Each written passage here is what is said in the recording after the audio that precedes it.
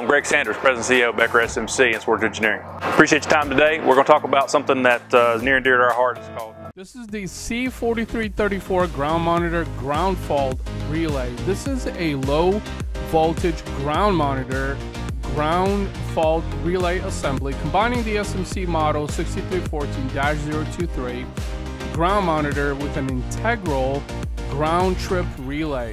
The relay will monitor change in ground wire resistance and ground fault current, tripping the circuit breaker if resistance or ground currents increase to an unacceptable level, providing assurance of safety, grounded electrical equipment, and protection to personnel.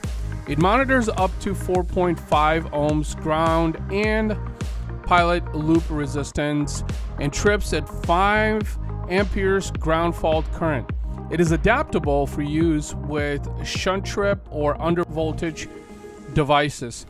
Some of the features of this particular piece of equipment include input of 120 VAC at 60 Hertz, front panel mounting, polarity switch, trip indications, a monitor test button, manual reset switches, adjustable tripping levels, power on light, current transfer selection switch, Shunt Trip or under voltage application.